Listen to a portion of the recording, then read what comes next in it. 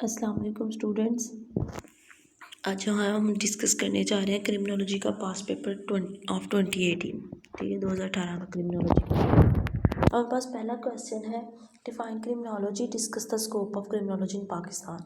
ठीक है, ये हम बारहा डिस्कस कर चुके हैं, हमने आउटलाइन में भी डिस्कस किया था, फिर हमारे पास पेपर में भी 2017 के पास पेपर में भी क्वेश्चन आया था, define criminology and it's nature, sorry it's scope. ठीक है, तो इसको हम बहुत ज़्यादा डिटेल में नहीं पढ़ेंगे, बस हम क्रिमिनोलॉजी जो है ये साइंटिफिक स्टडी ऑफ क्राइम है, criminal behaviour and criminal justice system है। ठीक है, इसकी अगर हम स्कोप की बात करें तो जिस तरह इसका एक आम स्कोप है, जनरल स्कोप है, उसी तरह इसका पाकिस्तान के से रिलेटेड स्कोप है। क्राइम, इंक्रीजिंग क्राइम रेट्स को स्टडी करती है, टेररिज्म एंड पॉलिटिकल वायलेंस को स्टडी करती है, सोशल इश्यूज़ को स्टडी करती है, जेंडर बेस्ड वायलेंसेस को स्टडी करती है, जुवेनाइल डेलिक्वेंसी को स्टडी करती है, law enforcement criminal justice system को स्टडी करती है, फोरेंसिक साइंसेज एंड टेक्नोलॉजी को स्टडी करती है, public policy and crime prevention के लिए क्रिमिनोलॉजिस्ट जो है वो कंट्रीब्यूट कर सकते हैं। इंटरडिसिप्लिनरी कोलैबोरेशंस हैं, including sociology, law, psychology, etc, और academic and professional opportunities provide करती है। ठीक है, तो ये हम ऑलरेडी डिस्कस कर चुके हैं काफ़ी दफ़ा, तो हम इसकी बहुत ज़्यादा डिटेल में नहीं जाएंगे। ठीक है, नेक्स्ट क्वेश्चन देखते हैं, what is the Islamic perspective on crime and punishment, explain your answer with the help of proper examples. Islamic perspective क्या है? तो इस्लामिक पर्सपेक्टिव जो है ना, इसके हमें पता है कि उसके जो रूट है वो नबी करीम सल्लल्लाहु अलैहि वसल्लम की हदीस और कुरान पाक में है। ठीक है, इस्लाम का एक लीगल एथिकल फ्रेमवर्क है जो ह्यूमन बिहेवियर को जो है वो गवर्न करता है, और इसके जो रूट है वो नबी करीम सल्लल्लाहु अलैहि वसल्लम की हदीस और कुरान पाक के अंदर है। ठीक है, और जो बेसिक प्रिंसिपल्स चंद इस्लामिक जस्टिस सिस्टम के हैं उसमें जस्टिस है और डिटरेंस है, रिहैबिलिटेशंस हैं। ठीक है, और इस्लामिक लीगल सिस्टम जो है उसके लिए वर्ड जो इस्तेमाल किया जाता है वो किया जाता है शरिया। ठीक है, शरीयत। ठीक है, तो अब देखते हैं इस्लामी जो पर्सपेक्टिव है क्राइम के ऊपर, उसकी कुछ जो कि कॉन्सेप्ट्स हैं वो क्या हैं। सबसे पहला इस्लाम के जो क्रिमिनल सिस्टम है उसका सबसे पहला जो असूल भी आप कह सकते हो, एस्पेक्ट भी कह सकते हो, वो है जस्टिस एंड फेयरनेस। ठीक है, इस्लाम ने सबसे ज़्यादा जो ज़ोर है वो जस्टिस पे दिया है, जैसे कि कुरान पाक में की आयत जो है वो आपके इधर कोट की हुई है, ओ यू बिलीव ही बड़ी पोजिशनली स्टैंडिंग फर्म इन जस्टिस, विटनेसेस इन जस्टिस। ठीक है, तो इस्लाम के जो है ना वो फंडामेंटल प्रिंसिपल्स में से एक है जस्टिस और फौरी जस्टिस। ठीक है, on the spot justice. Next जो इसका की एस्पेक्ट है या की प्रिंसिपल है वो है प्रिजम्पशन ऑफ इनोसेंस। इस्लाम में जब तक कोई किसी शख्स के ऊपर जुर्म साबित नहीं होता तो उसको इनोसेंस ही समझा जाता है। ठीक है, इस्लामिक क्रिमिनल प्रोसीजर के अंदर ये सबसे इम्पोर्टेंट है। ठीक है, नेक्स्ट अब अगर हम बात करें तो इस्लामिक क्राइम्स की टाइप्स कुछ डिस्क्राइब की गई हैं। पहला हुदूद क्राइम्स है, ये हैं ऐसे सीरियस ऑफेंसेस हैं, सीरियस क्राइम जो वायलेशंस हैं जिनकी फ़िक्स्ड पनिशमेंट कुरान और हदीस में बताई गई है, जैसे चोरी है, ठीक है, जिना और वगैरह। ठीक है, फॉल्स एक्यूजिशन वगैरह। दूसरा अगर हम बात करें तो एक क़िसास क्राइम्स है, ये जो है ना क़िसास क्राइम्स ऐसे क्राइम्स है जिसमें जिस्मानी जो सज़ा शामिल है। ठीक है, जब विक्टिम या उसकी फैमिली को जो उनके पास ये हक होता है कि वो जो है क्रिमिनल उसको वो क़िसास उससे लें, यानी उसको फिज़िकल पनिशमेंट दें या फिर उसको माफ़ कर दें। ठीक है, थर्ड हमारे पास है तज़ीर क्राइम्स। तज़ीर क्राइम जो होते हैं ना, इनकी फ़िक्स पनिशमेंट्स नहीं होती और इनको डायरेक्ट इनको जो है ना यानी कि आप इस तरह से कह लो कि इनका डायरेक्ट नाम नहीं शरिया में शामिल। ठीक है, तो मॉडर्न डे के हवाले से इसको जो है ना इसमें करके इज्तिहाद करके इनकी जो है सज़ा को वो डिस्क्राइब किया जाता है, जस्ट लाइक करप्शन। ठीक है, तो करप्शन जो है ना उसको चोरी के ज़ुमरे में लिया जाता है। ठीक है। अब हम पनिशमेंट्स की बात करें तो ये हम देख चुके हैं, हदूद पनिशमेंट्स जो है वो फिक्स होती हैं। जैसे चोरी की सज़ा जो है वो हाथ काटना इस्लाम में बताई गई है। ठीक है। जिना है तो जिना की सज़ा जो है वो 100 कोड़े मारना, जो शख्स शादीशुदा ना हो उसको 100 कोड़े मारना, और जो शख्स शादी हो उसको पत्थर मार के हलाक करना, पथराव करके हलाक करना, ये सज़ा इस तरह फिक्स सज़ा दी गई है। ठीक है। अगर हम किसास की इसी तरह पनिशमेंट्स की बात करें तो रेट्रीब्यूशन है। इफ़ समवन कमिट्स मर्डर, अगर कोई कत्ल करता है या सीरियस बॉडीली हार्म करता है तो विक्टिम की फैमिली को जो है वो चूज़ कर सकती है कि वो आँख के बदले आँख और जान के बदले जान लें।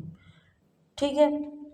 अब फिर हमारे पास तज़ीद पनिशमेंट्स की अगर एग्जांपल्स लें तो discretion punishments for crime not covered by हदूद और किसास द जज has a description to prove the penalties that में जज इम्प्रिजनमेंट फाइन्स एंड अदर। जैसे हमने बात की ना कि इनका नाम डायरेक्ट तज़ीर पनिशमेंट्स वैसे क्राइम्स के लिए जाते हैं जिनका नाम डायरेक्ट शरीयत में नहीं लिखा हुआ। ठीक है। अच्छा, अब इसमें इस्लाम में जो है ना वो रिहेबिलिटेशन और फॉरगिवनेस का कॉन्सेप्ट भी मौजूद है। ठीक है। इसमें जो पर्सनल अकाउंटेबिलिटी है और मॉरल फॉर्मेशन है उसको यूज़ करके इस्लाम ने जस्टिस और पनिशमेंट पे बड़े स्ट्रिक्ट लॉज बनाए हैं। तो इस्लाम ने बड़े स्ट्रिक्टली ये भी कहा है कि फॉरगिव करना ज़्यादा अफजल है आपके लिए। ठीक है। एग्जांपल्स की अगर हम बात करें मॉडर्न डे में इस्लामिक क्रिमिनल जस्टिस सिस्टम की, तो ये सऊदी अरेबिया में प्रैक्टिस किया जा रहा है। समहाउ कुछ ऑर्डिनेंस के हवाले से, कुछ लॉज के हवाले से पाकिस्तान में भी शरिया लॉ मौजूद है। जैसे रूड ऑर्डिनेंस पाकिस्तान में जो है वो इंट्रोड्यूस करवाया गया था। ठीक है। अब हम देखते हैं कि इस्लामिक शरिया को पाकिस्तान जैसे की अगर हम बात करें, स्पेशली हम पाकिस्तान की बात करें, तो वहाँ पे किन चैलेंजेस का सामना करना पड़ता है। ठीक है। इंटरप्रिटेशन ऑफ इस्लाम शरिया, इसमें ये है कि ये वाइडली क्रॉस जो है कल्चर्स, उसमें ये इसकी डिफरेंट एप्लीकेशंस हो सकती हैं। पाकिस्तान में कुछ जो है वो सऊदी अरेबिया में कुछ किसी और तरह से लॉज को डिस्क्राइब या इम्प्लीमेंट किया जा सकता है। ह्यूमन राइट्स कंसर्न्स की बात करें कि तो इस्लाम के बनाए हुए कुछ जो असूल है ना उस पर जो आपकी वेस्टर्न वर्ल्ड है उसके कुछ कंसर्न्स मौजूद है, ख़ास तौर पे जो फिज़िकल पनिशमेंट्स हैं उसके हवाले से। ठीक है। दे सेड के they may not align with the contemporary ethical standards. Social context है इन इस्लामिक सोशल कॉन्टेक्स्ट है, political context of crime and punishment in Islamic studies influence the application of justice. Issues such as poverty, education and society norms play a crucial role in more prevention and rehabilitation. तो ये कुछ challenges हैं जो कि Islamic system को implement करने में आपको फेस करने पड़ सकती हैं। तो इस क्वेश्चन में हमने इस्लाम के चंद प्रिंसिपल, इस्लामिक जस्टिस सिस्टम के चंद प्रिंसिपल्स को डिस्कस किया, उसके क्राइम्स को कैटेगराइज किया, पनिशमेंट्स को कैटेगराइज किया, और इसकी इस्लामिक जो सिस्टम है उसकी इम्प्लीकेशन के चैलेंजेस को देखा। नेक्स्ट क्वेश्चन है हमारे पास, what is juvenile delinquency, explain the nature, extent and causes of juvenile delinquency in Pakistan, suggest remedial measures for reducing juvenile delinquency in Pakistan. Juvenile delinquency भी जो है ना हमने पास पेपर्स में बड़ी डिटेल से पढ़ा है। आई थिंक 2016 के पेपर में आया था जो हमने पढ़ा था, तो इसको भी हम बहुत ज़्यादा डिटेल से नहीं देखेंगे, वैसे हम इसको ओवरऑल देख लेते हैं। जुवेनाइल डेलिक्वेंसी जो है ना ये refers to the participation of minors, जब अंडर द एज ऑफ 18 के लोग इलीगल एक्टिविटीज़ में इन्वॉल्व होते हैं तो हम कहते हैं जुवेनाइल डेलिक्वेंसी है।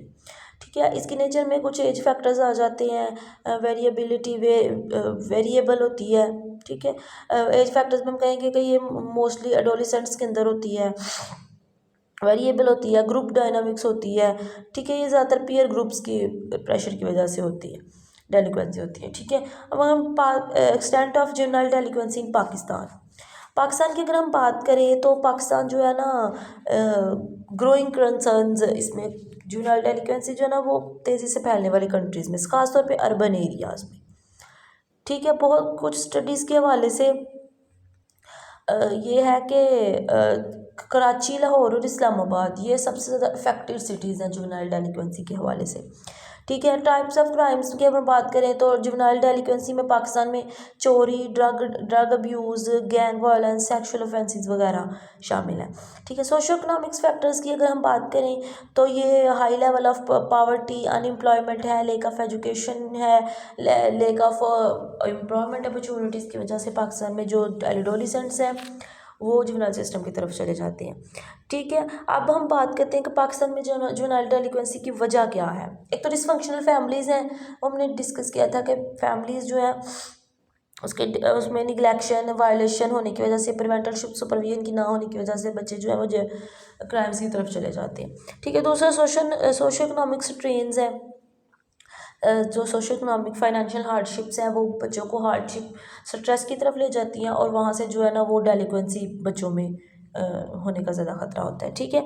फिर पीयर इन्फ्लुएंस है, एडोलेसेंट्स जो है वो ज़्यादातर पीयर प्रेशर की वजह से जो है डेलिक्वेंट एक्टिविटीज़ में इन्वॉल्व हो जाते हैं।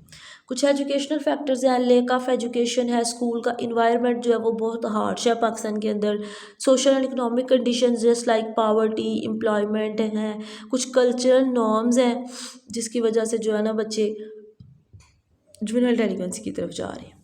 ठीक है। अब हम देखते हैं कि जुवेनाइल डेलिक्वेंसी को पाकिस्तान में ख़त्म कैसे किया जा सकता है, उसके लिए कौन से मेजर्स किए जा सकते हैं। सबसे पहले तो ये कि फैमिली सपोर्ट को बेहतर किया जाए, उसके लिए आपको पेरेंट्स की एजुकेशनिंग और फैमिली की काउंसलिंग की ज़रूरत है। ठीक है। फिर एजुकेशनल रिफॉर्म्स की जाए, एजुकेशन सिस्टम को रिफॉर्म करने की ज़रूरत है, क्वालिटी एजुकेशन को लाने की ज़रूरत है और स्पेशली जो है वो एक्स्ट्रा करिकुलर एक्टिविटीज़ को इंट्रोड्यूस करवाने की ज़रूरत है। ठीक है। फिर कुछ कम्युनिटी प्रोग्राम्स को हम इंट्रोड्यूस करवा सकते हैं, जस्ट लाइक रिक्रिएशनल फैसिलिटीज़ हम दे सकते हैं कम्युनिटी लेवल पे, और मेंटोरशिप प्रोग्राम्स के कम्युनिटी लेवल पे फॉर यूथ को भी और पेरेंट्स के लिए भी हम मुनक्कद कर सकते हैं। ये हमें हेल्प करेगा जुवेनाइल डेलिक्वेंसी का रेट कम करने के लिए। Law enforcement justice system reforms की ज़रूरत है जुवेनाइल सिस्टम में, कुछ पाकिस्तान के जो जुवेनाइल जस्टिस सिस्टम उसमें रिफॉर्म्स की ज़रूरत है। ठीक है। अवेयरनेस कैंपेन्स चलाने की ज़रूरत है through media, through social media. ठीक है। और फिर गवर्नमेंट को चाहिएगा कुछ एनजीओज़ के साथ कोलैबोरेशन करके youth development, crime prevention programmes जो है उनको इन्हेंस करें। ठीक है। ये हमारे पास जो है जुवेनाइल डेलिक्वेंसी का क्वेश्चन था कि पाकिस्तान में इसको कौन से सिग्निफिकेंट चैलेंजेस का सामना कर पाकिस्तान के अंदर जुवेनाइल डेलिक्वेंसी को ख़त्म करने के लिए हम कौन से मेजर्स ले सकते हैं। ठीक है। नेक्स्ट क्वेश्चन है हमारे पास, trace back the history of development of police organisation in Pakistan. Pakistan में पुलिस की हिस्ट्री। ठीक है। पाकिस्तान में जो है ना पुलिस की सिग्निफिकेंटली वो 1947 में बनी थी, लेकिन पाकिस्तान की जो हिस्ट्री है ना वो ट्रेस बैक की जा सकती है प्री कलोनियल एरा तक। ठीक है। ब्रिटिश एरा तक। ठीक है। अब हम चलें इसकी हिस्ट्री को जो है ना वो डिस्कस करते हैं। Pre colonial era, before the British rule, British rule से पहले ये जो रीजन जिसको हम अब पाकिस्तान कहते हैं, ठीक है,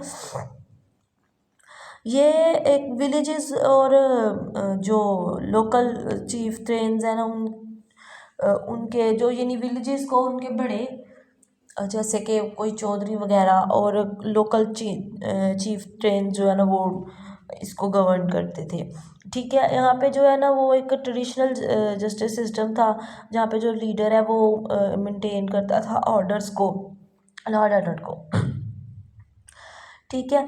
यहाँ पे जो है ना इसकी वजह से जो कस्टम्स एंड प्रैक्टिसेस हैं वो फॉर्मल थे, यानी अभी से कह लें कि फॉर्मल पुलिस का उस तरह से डिपार्टमेंट मौजूद नहीं था। ठीक है। फिर स्टार्ट होता है हमारे पास ब्रिटिश कलोनियल एरा 1858 टू 1947। ठीक है। इसमें जो है ना वो सिग्निफिकेंट चेंजेस पुलिसिंग में की गई हैं। जो पुलिस एक्ट पास किया गया है 1865 में, ये एक्ट जो था establish the formal police force, इसमें फॉर्मल पुलिस फोर्स बनाई गई एंड और जो है ना इसमें वो एक सेंट्रलाइज सिस्टम ऑफ पुलिसिंग जो है वो इंट्रोड्यूस करवाया गया। ठीक है। पुलिस स्ट्रक्चर की हम बात करें तो इस दौर में पुलिस स्ट्रक्चर एक हायरार्की स्ट्रक्चर था, जैसे इंस्पेक्टर जनरल सबसे ऊपर आईजी, ठीक है, followed by the superintendents and inspectors. ठीक। अभी यानी कि जिस तरह हमारे पास मॉडर्न एरा में है ना एक हायरार्की पॉलिटिकल सिस्टम, ये ब्रिटिश एरा में ही इंट्रोड्यूस करवाया गया था। ठीक है। इसका जो इम्पैक्ट ऑफ सोसाइटी था वो असल में ये इसको as an operation tool British government जो है ना वो यूज़ करती थी। ठीक है। तो कोई पॉजिटिव एस्पेक्ट हमें नज़र नहीं आता उस दौर में पुलिसिंग का। फिर हम बात करते हैं पोस्ट इंडिपेंडेंट एरा की। पाकिस्तान बनने के बाद 1947 से अब तक जो शुरू के ईयर्स से अर्ली ईयर्स जिनको हम पाकिस्तान की हिस्ट्री के कहते हैं 1947 टू 1958, इस ईयर में जो है ना पुलिस सिस्टम को इस्टेब्लिश करने के लिए बड़ी स्ट्रगल की गई थी। ठीक है, ये फोकस किया गया था रीजनल पुलिस जो है ना उसको एक मजबूत सिस्टम में बनाया जाए। ठीक है, फिर अगर हम बात करते हैं मिलिट्री रिजीम्स की जो कि 1958 से 1971 तक चलती हैं, तो the military coups and political stability during this period led to increase the militarisation of the police. इस दौर में जो है ना पॉलिटिकल स्टेबिलिटी की वजह से पुलिस को मिलिटराइज कर दिया गया था। लॉ इन्फोर्समेंट एंड जस्टिस जो है वो जो है ना डायरेक्ट आर्मी के अंडर, मिलिट्री के अंडर चली गई थी। ठीक है, अगर हम बात करें पुलिस ऑर्डर एक 2002 में पास हुआ था 2002 में। The police order was introduce to reform the police system को रिफॉर्म करने के लिए बनाया गया था, address the issue of accountability, professionalism and community policing को ठीक है इंट्रोड्यूस करवाया गया था। The order establish a framework for the establishment of community policy. Basically ये एक्ट के ऊपर जो है ना, इस एक्ट के अंदर सबसे ज़्यादा फोकस है ना कम्युनिटी पुलिसिंग के ऊपर किया गया है।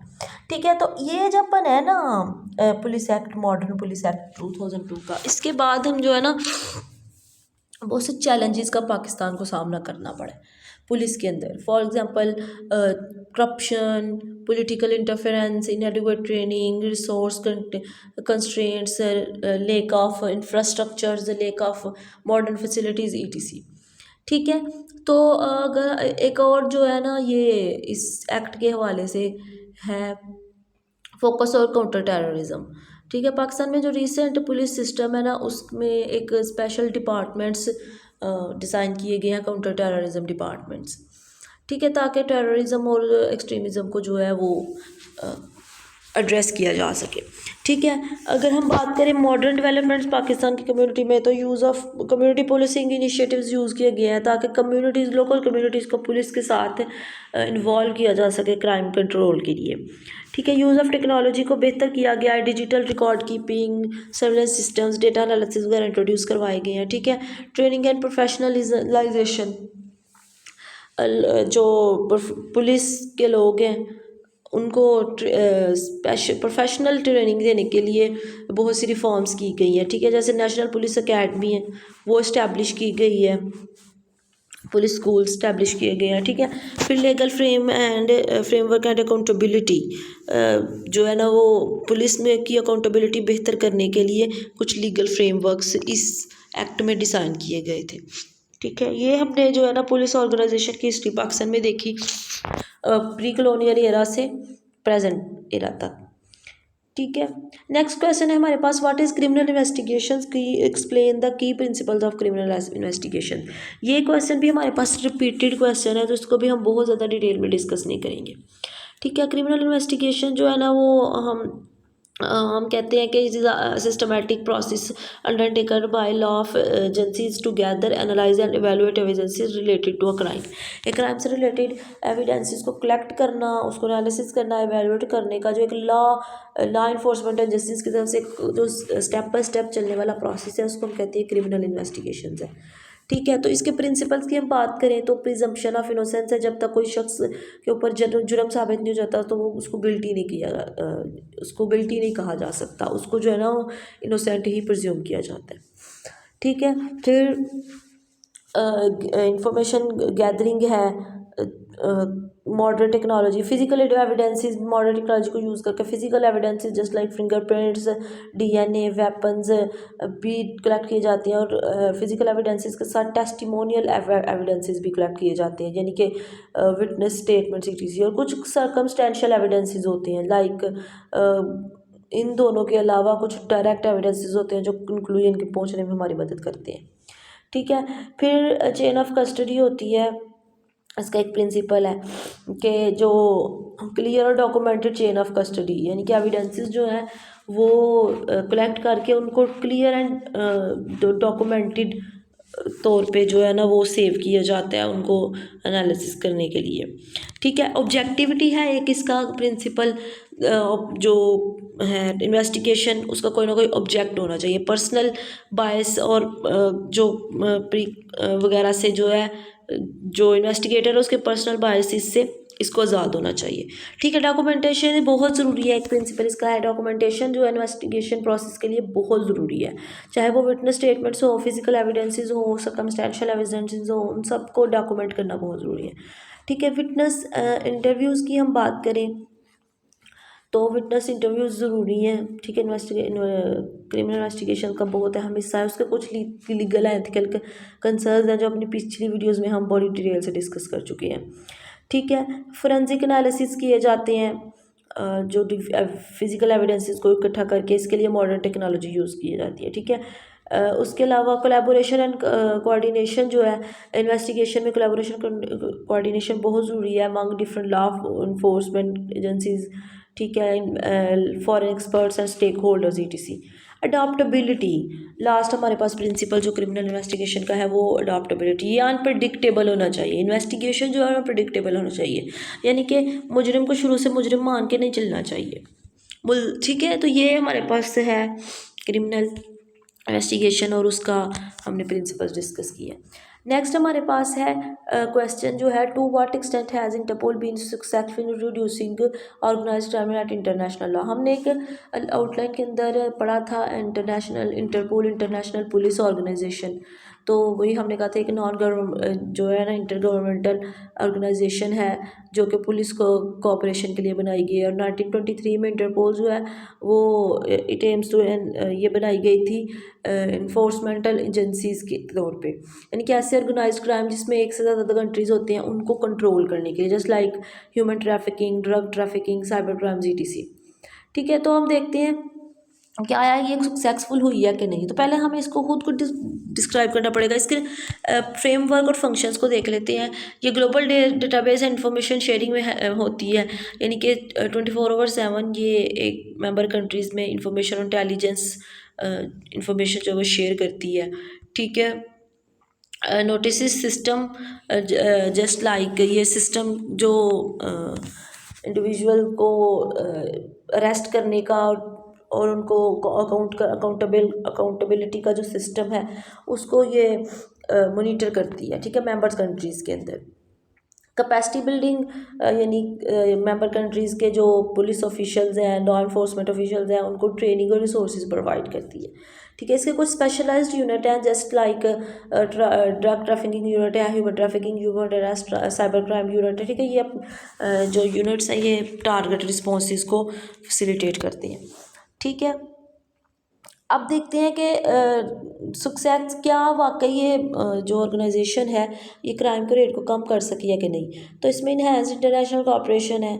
अगर हम देखें तो इंटरपोल ने बड़ी सक्सेसफुली जो law enforcement agencies in different countries उनके दरमियान एक कोऑपरेशन का माहौल बना लिया।